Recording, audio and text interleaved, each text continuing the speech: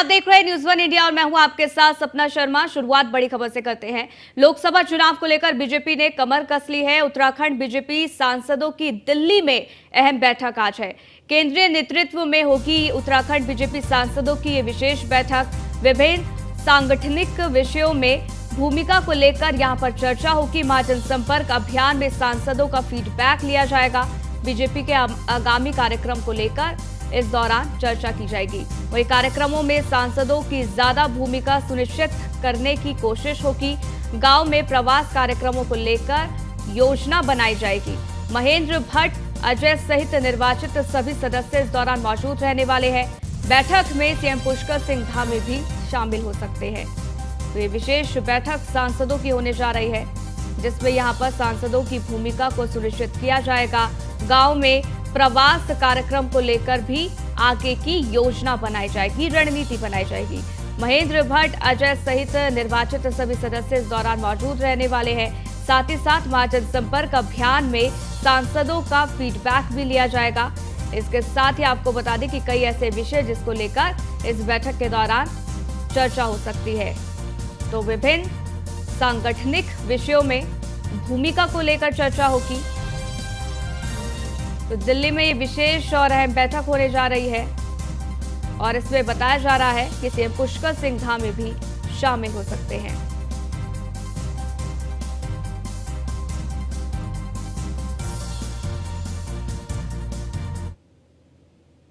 दिल्ली के दौरे पर सीएम पुष्कर सिंह धामी केंद्रीय मंत्री नितिन गडकरी से मुलाकात की। गृह मंत्री अमित शाह से भी मुलाकात की। उत्तराखंड के विकास पर चर्चा हुई, ये सीएम धामी ने कहा है। रिंग रोड का प्रस्ताव राज्य सरकार ने दिया है। सीएम धामी ने धन्यवाद भी इस दौरान किया। एनडीआरएफ और आपदा प्रबंधन के विभाग के सहयोग के लिए उन्होंने धन्यवाद किया है। तो दिल्ली दौरे पर है सीएम पुष्कर सिंह धामी और इस दौरान उन्होंने बैठक की, मुलाकात की और इस दौरान धन्यवाद भी उन्होंने किया। एनडीआरएफ और आपदा प्रबंधन के विभाग के द्वारा किस तरीके से सहयोग मिल रहा है, इसको लेकर वो धन्यवाद करते नजर आए।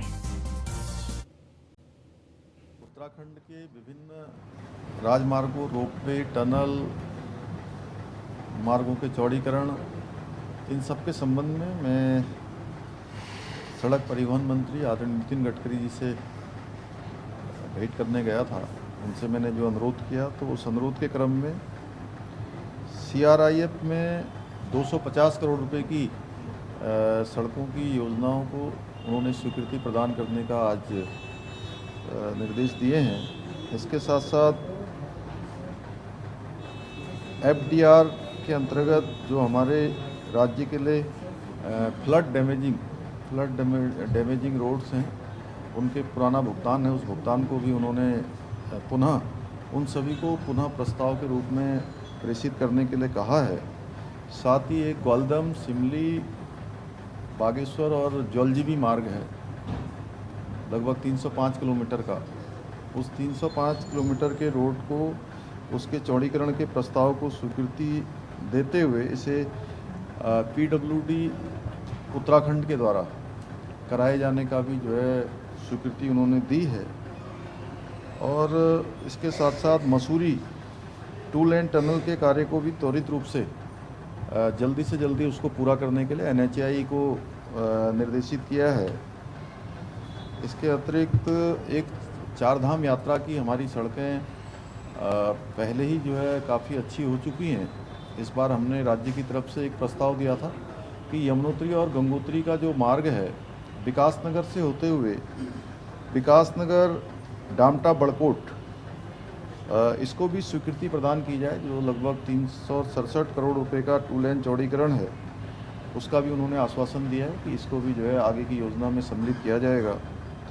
इसके अलावा खटीमा शहर के लिए रिंग रोड पर विचार करने के लिए एनएचएआई को निर्देश दिए हैं।